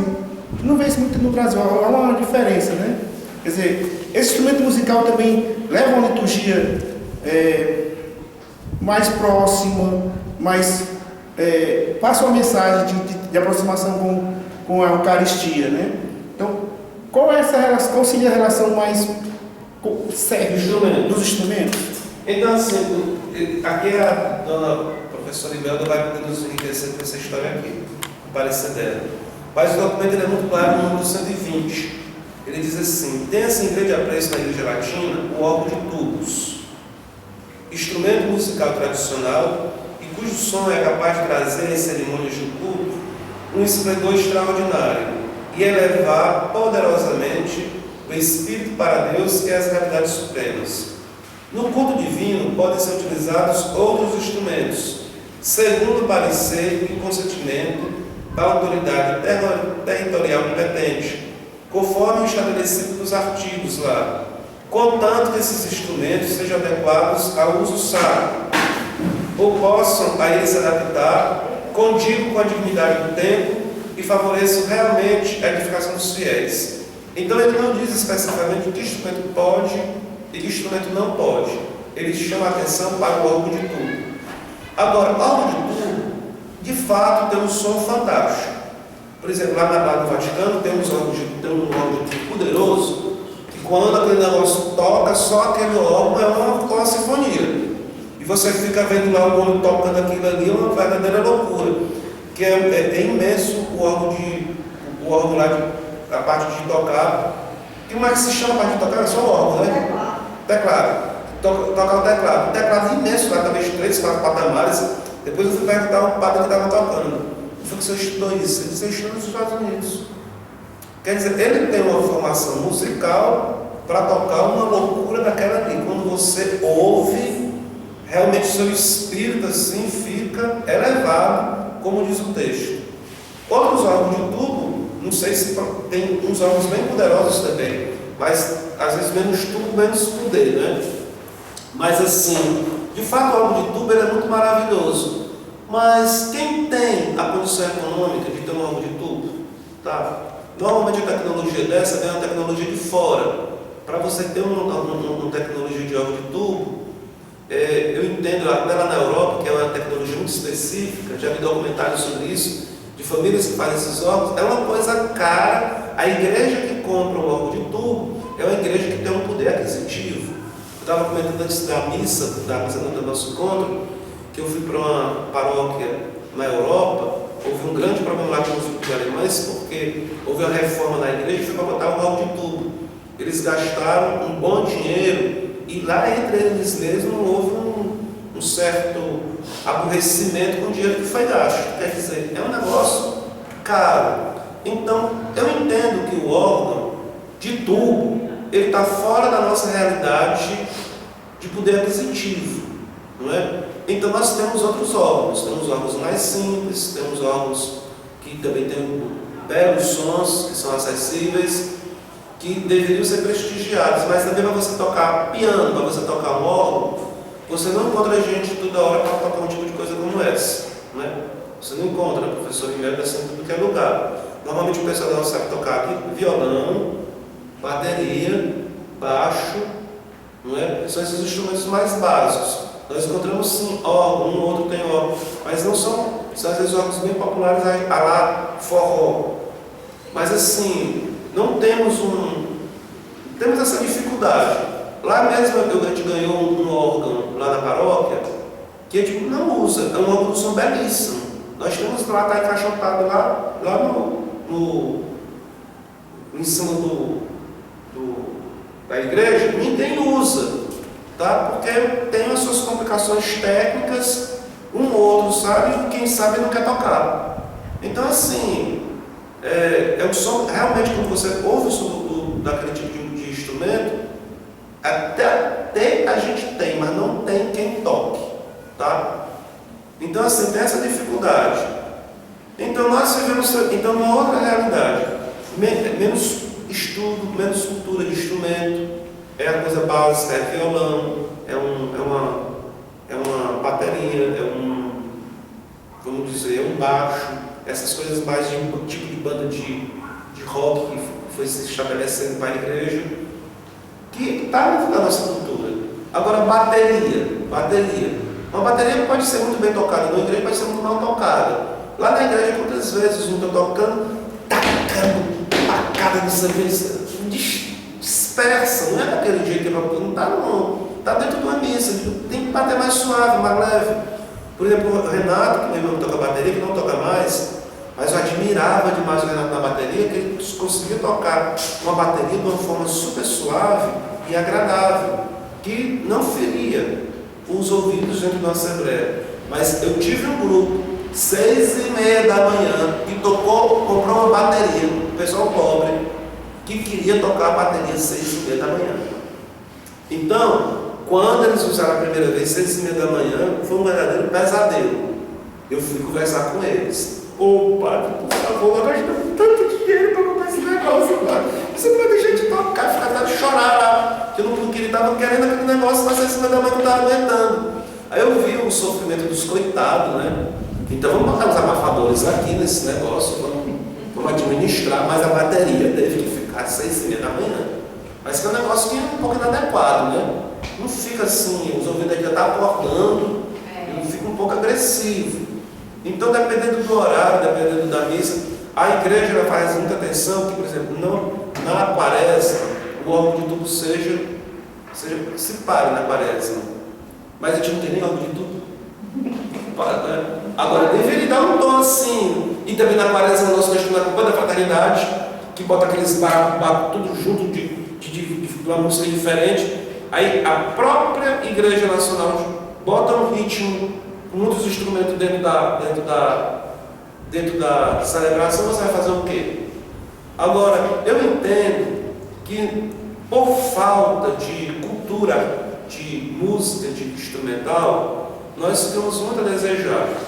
Eu fui uma vez, por exemplo, lá na Europa, tem muito isso. Eu vi na Itália muitas vezes isso, concertos de pequenas orquestra de câmara, né? Ou não sei se nem essa orquestra de câmara era. Por exemplo, foram 6 instrumentos de metal. É a orquestra de câmara, irmão? Ou é 16. Então assim, que era só sopro, tá? Tipo estrada diferente de trombone dentro da igreja. Rapaz, quando eles começaram a tocar aquele sopro lá, aqueles negócios, a gente cantava ouvindo. Eu fiquei, meu Deus, que loucura essa música, uma música que elevava mesmo você a Deus, mas também que sopro. Tem outra pessoa que toca transversal aqui, tem outra pessoa que toca e que não quer tocar na igreja. A gente tem até, mas não quer tocar. Você vai fazer o quê? Então, e também nós não temos, aí quem dera que nós tivéssemos condições de pagar. Lá na Europa tem esses concertos ao interno, mas tem patrocínio do governo, tem patrocínio disso, patrocínio daquilo. É viável para eles fazerem shows dentro das igrejas. Às vezes isso acontece até no sul do país, você vê que tem uns programas de TV aí que a gente vê algumas orquestras dentro da Candelária. Já vi vários shows de orquestra dentro da Candelária, mas aqui a gente já vê isso menos, né? Porque por falta talvez de material humano, de recursos. Aqui a própria igreja de Santa Luzia tem uma iniciativa muito legal, que é, por exemplo, na festa da padroeira, trazer os corais para cá. É uma coisa muito específica. Quer dizer, o fato de a gente já ter corais, gente sobrevivendo na arte do fim do mundo, é uma resistência de conseguir trazer para cá. É uma coisa muito boa, mas você vê que não acompanha o ritmo do instrumental. É mais vozes uma dos instrumentos ou alguma coisa assim, pronto, acabou-se. Então nós temos uma pobreza assim, quem dera que nós tivéssemos condições de investir mais em arte. Com certeza, uma coisa que eu desejaria seria poder promover o instrumental para que nós tivéssemos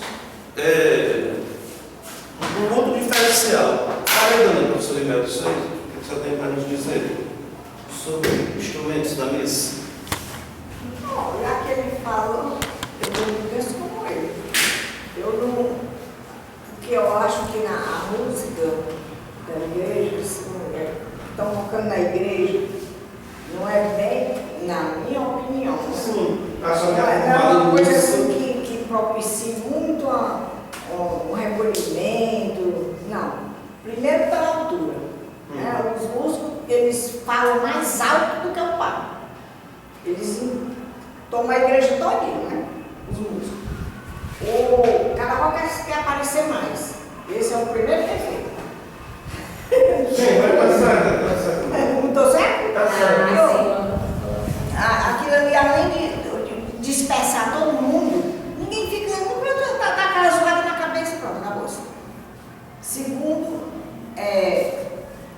bateria. Eu acho que bateria não é uma banda da igreja. Não é? Porque a bateria é assim, um instrumento que o ritmo, ele é muito primitivo, sabe? Assim, eu acho. Você tem a sua opinião? Eu não gosto de bateria na igreja. Não gosto. Quando começa aquela bateria, tec, tec, tec, tec.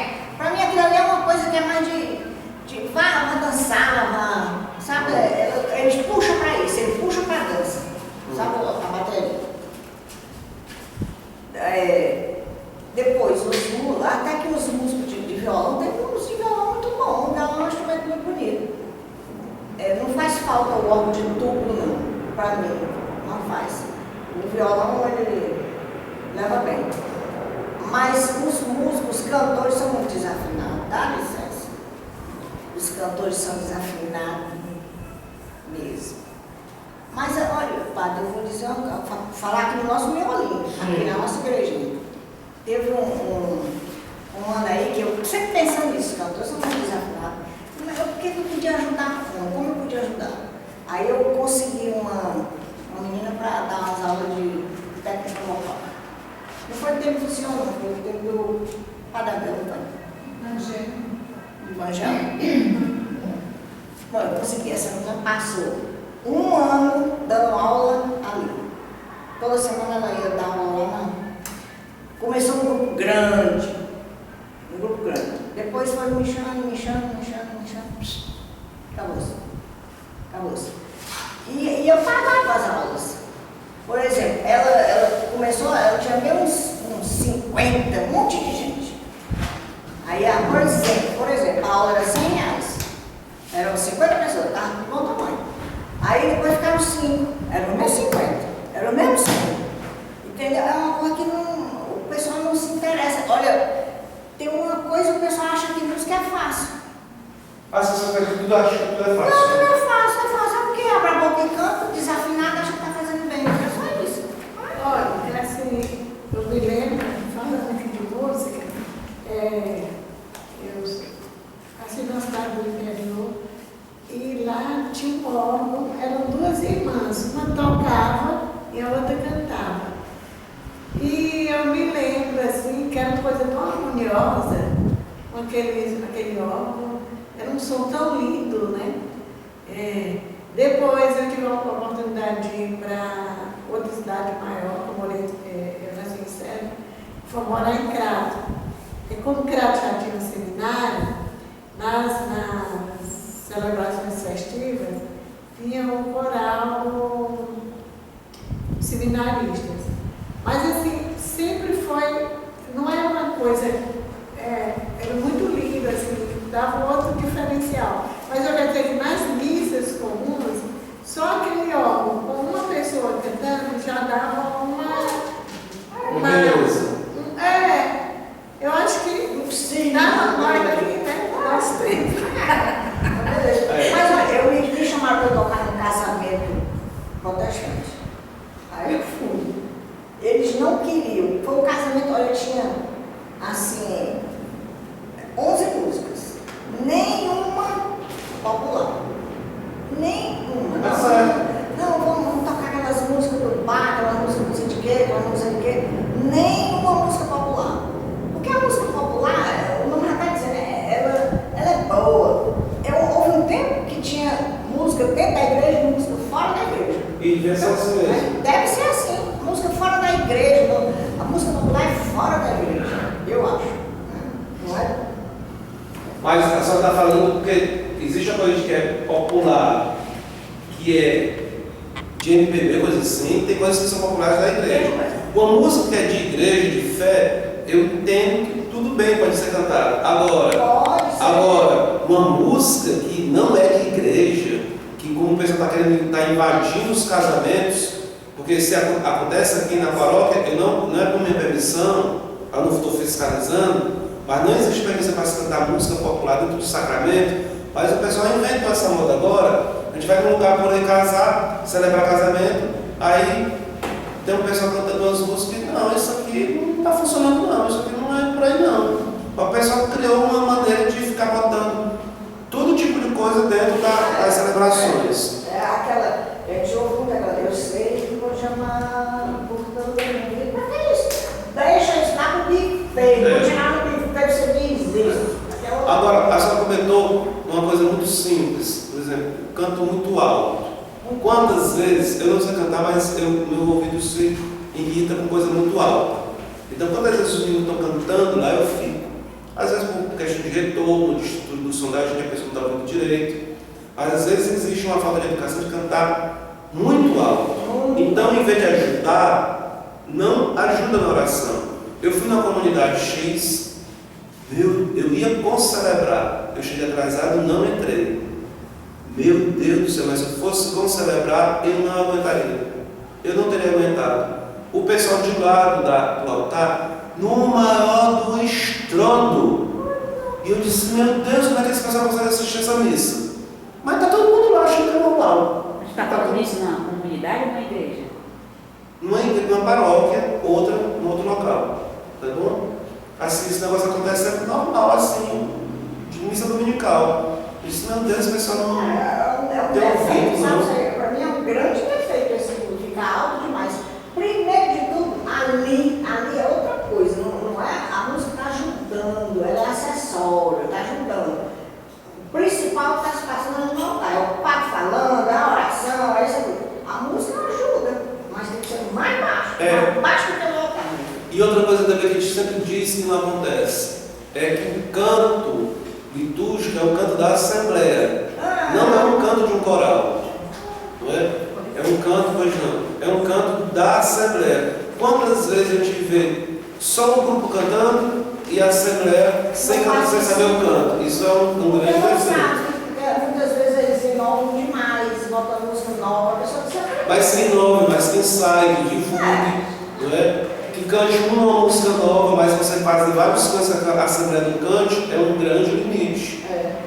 Bom, o que mais? Alguma coisa de observação?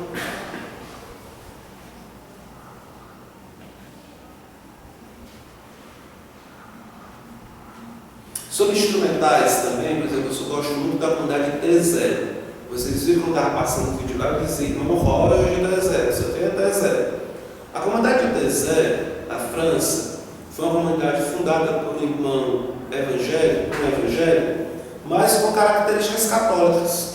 Se você for ver o irmão Roger está com um hábito de monge. É muito estranho isso. Ele é um protestante com uma comunidade ecumênica de católicos e evangélicos, mas viviam os 3 votos: castidade, pobreza e obediência. É muito estranho isso, porque castidade, pobreza e obediência é coisa de católico. E eles, como comunidade evangélica, ecumênica, viviam esses votos e viviam com o hábito de monge, coisa católica. Inclusive, ele participou do Vaticano II, provavelmente como ouvinte, e ele quis passar para ser católico. Esse é um fato bem interessante do irmão Rogers. O Papa Paulo VI disse, não, você vai continuar como você está.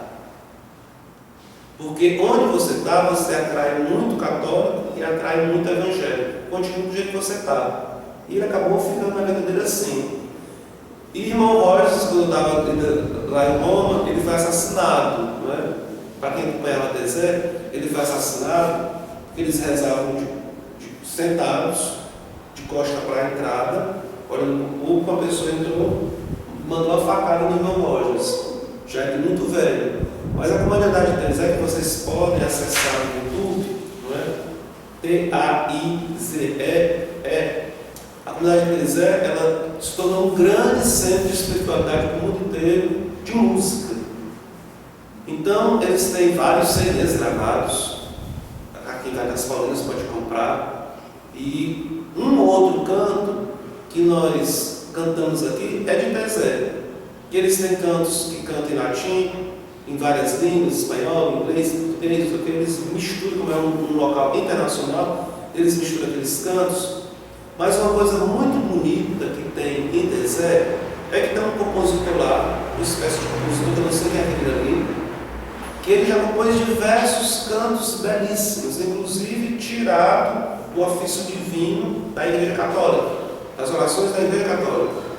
Aí ele entra com aquele tipo de instrumental, do professor de Mello. Ele começa com um órgão, aí depois entra violino, depois entra sopro, e aquele negócio vai crescendo. Então, dentro lá da comunidade de Tezé, eles têm uma formação musical muito específica, tem grandes vamos dizer, artistas lá entre eles, tanto no canto como no instrumental. E às vezes você vê nos grupos de canto, tem assim 4, 5, 6 instrumentais, mas que aqueles instrumentais fazem um tipo de diferença. Então você vê que eles conseguem cantos litúrgicos e de meditação, de contemplação, com vários tipos de instrumental que tem uma beleza. Tá? Inclusive vocês depois poderiam, quem sabe, acessar para ver a riqueza dessa comunidade.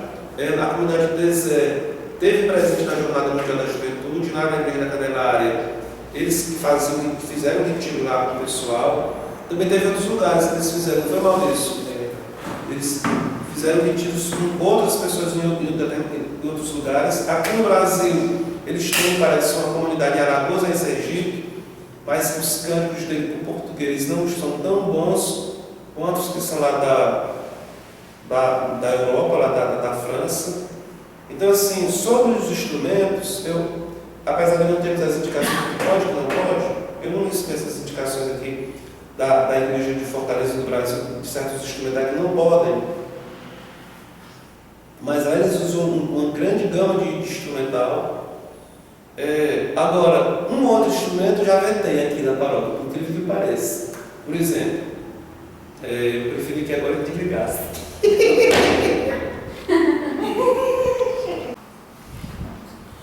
Assim, sobre a dança, eu não sou contrário à dança dentro da liturgia. Por exemplo, a professora Imelda tem um raciocínio que acha que a bateria puxa para a dança. Eu não acho que a dança deveria ser evitada na liturgia. Eu tenho esse conflito aqui na Igreja da Arquidiocese, que vocês sabem que eu gosto de dançar na liturgia.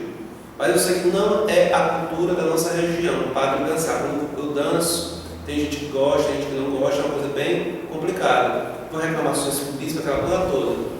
Mas eu venho da tradição que eu aprendi a gostar de dança na Bolívia. Na Bolívia os padres todos dançavam, tudo achavam aquilo barato. Mas também não era só um, era um conjunto de pessoas. Aqui eu me vejo muito isolado. Mas pegando pelos salmos, os salmos falam, né? Que é para tocar com todos os tipos de som, de instrumento, aquela coisa toda, e dançar. Agora, eu entendo, a minha leitura que eu faço a nossa liturgia ficou com muita influência europeia. A Europa ficou com uma liturgia muito assim, intimista, né? Deus, o órgão ali, você fica acompanhando. Mas as expressões do corpo não existem. Mas eu fico pensando, um pai de santo que se converte para a Igreja Católica, fica como? Um pai de santo que fica roda a baiana lá no terreiro de macumba, né? Fica com a liturgia toda dançada. Os índios também, que vêm de uma cultura de dança. A liturgia dos índios é toda dançada. É dança do começo ao fim do ano. Então, passa para a Igreja Católica para ficar lá sentado, ouvindo uma pessoa falar, cantar, sem poder se mexer. Eu acho que tem um choque cultural aí muito grande. Então, eu penso, na minha leitura, que a dança ela precisaria ser resgatada dentro da liturgia. Agora, deveria também ser resgatada de uma forma sadia, bem pensada. Nós temos no ritual islâmico, que eu gosto de ver as coisas das outras religiões, por exemplo, o islamismo, eles têm os xiitas, tem um lado que é sufitas. Os sufitas passou naquela novela que eu vi, nunca assisti naquela novela, não me interessava, aquela novela lá da tráfico de órgãos na Turquia, não tinha? Eles estavam lá pela Turquia e tinha uns homens de branco dançando, vocês viram de branco? Aquilo ali é um ritual, aquilo ali não é uma dança folclórica assim, da Turquia. Aquilo ali é um ramo do islamismo que faz a dança do êxtase. A dança do êxtase é assim, ela vem da onde? Que eles consideram também vindos de Moisés. Ele disse que Moisés estava no Sinai e Deus chamou. Aí ele girou. Aí Deus chamou de novo, ele girou de novo. Aí Deus chamou, ele entrou em êxtase girando. Que você também vai me ver por aqui girando sufitas do islamismo aqui, que é uma dança do islamismo que eu já fiz na vida da igreja, porque eu acho que tem um sentido muito belo, que é você entrar num giro em Deus. Mas assim, tem um ritual, tem um grupo dentro do islamismo que é todo feito com dança. Então assim, eu acho estranho na nossa igreja católica quando se faça qualquer mexida, as pessoas possam achar ruim. Eu sinceramente aquela dança eu não consegui acompanhar, porque eu estava tão estressado pensando na outra missa que eu não consegui acompanhar a mensagem daquele ali. Mas eu só achei muito longo, eu achei bem feito na hora, eu achei bem trabalhado, bem rico de elementos, mas eu não consegui pensar também na música, porque a música ela ficou saindo do lado de fora, ela ficou do lado de fora. Depois a música teve um problema no som, eu não consegui saber o que eles estavam dançando. Tá? Então assim, de repente também a gente precisa ver se vai ter um momento de criatividade, de dança, disso, daquilo. É preciso estar um pouco também em harmonia. Na África, isso teve muitos choques. Por exemplo, na África, vamos nas liturgias africanas, o pessoal vem com dança. Daí com uma dança bem maluca. Às vezes as mulheres estão mostrando que os seios nus e dançar lá na missa com os peitos para fora. Né? No primeiro momento foi assim, os europeus um choque. Mas era uma coisa dentro da cultura que depois as coisas foram se resolvendo um pouco. Mas você também pode prestar atenção que, pelo menos para a massa poder levantar o braço, poder se mexer um pouquinho, isso foi um grande sinal de libertação, porque a pessoa era muito engessada. Eu não sou contra que exista uma liturgia mais calma, mais tranquila, mas você ficar todo o tempo sem poder expressar com o seu corpo a liturgia, eu acho um limite aí dentro da nossa liturgia de igreja. Mas isso é uma coisa pessoal minha, isso não é pensamento oficial da igreja, porque a igreja que fala do canto, mas não fala de dança. Dança não existe nem a possibilidade, porque não existe dança nessa altura do campeonato. Mas se você for ver os vídeos, quanta manifestação de euforia, de alegria, estava lá na oração do Santo Jesus, uma pessoa estava nos pulos lá, não é? Dançando, cantando com fervor. Então assim, lá também os próprios franceses que estavam no silêncio no momento, eles estavam bem silenciosos. Teve um outro momento um pouco mais animado. Não é? Eu não vejo que essa coisa for dentro de um sentido que não tem o seu valor. É a minha maneira também de pensar, pode ser diferente. Não é? Agora também, Padre, eu queria fazer a gente, por exemplo, a gente tem que contar com o que a gente tem. O que a gente tem.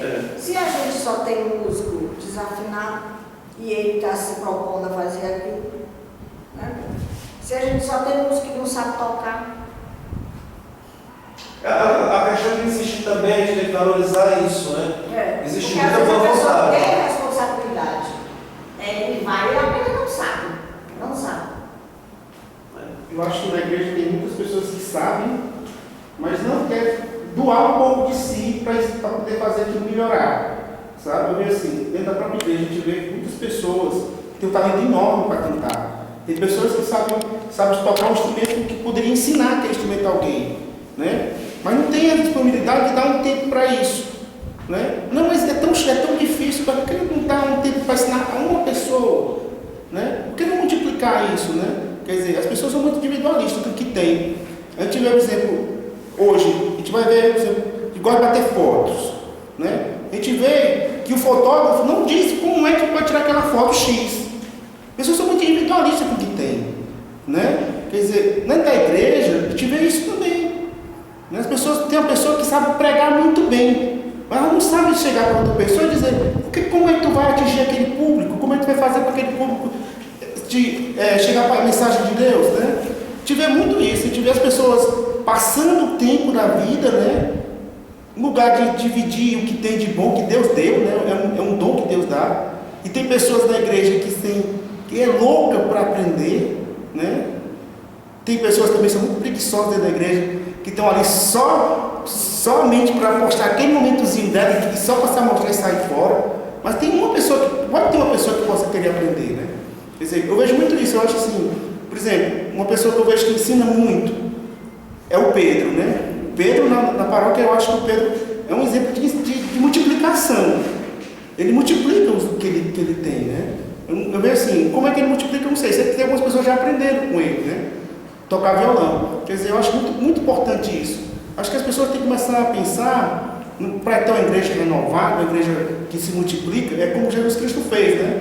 Primeiro ele mandou de 2 em 2, né? Depois pegou os outros discípulos que estavam ali, vocês também vão agora também, é vez de vocês, né? Quer dizer, a gente também tem que se sentir como Jesus Cristo, né? Às vezes, o que a gente pode oferecer, né? Eu vejo assim, quando a pessoa tem um talento e não divide para aquele que possa ser um pouquinho melhor do que você, às vezes a pessoa tem medo de ser, que aquela pessoa que eu ensinei seja melhor do que eu, né? Então, assim, a gente vê muito isso, né? A sociedade de hoje coloca muito individualismo, né? A pessoa não pode dividir nada. Ou você paga, ou você não tem, né? E aí você vê que na igreja de Cristo não é assim, né? Mais uns aos outros, dividir, né? Então, a gente vê essas coisas acontecendo na própria igreja, dentro dos próprios grupos, né? Aqui já houve uma experiência nesse sentido. A Imelda se colocou, passou um ano aqui e antes ele não continuou porque não tinha ela trouxe os teclados, trazia os teclados. Tem oferece e quem não quer. Agora, eu digo assim, que teve uma resposta, porque, aliás, eu e a Graça fomos alunos, a Joana, algumas pessoas no início começou tanto, mais ou menos, depois foi caindo, mas desse pessoal todo, teve um menino que se destacou e depois a Imelda até fez ainda mais na escola dela, deu aula a ele de graça. Ela também aqui começou a querer, vamos formar um coral. Aí foi, no início era muita gente, depois foi,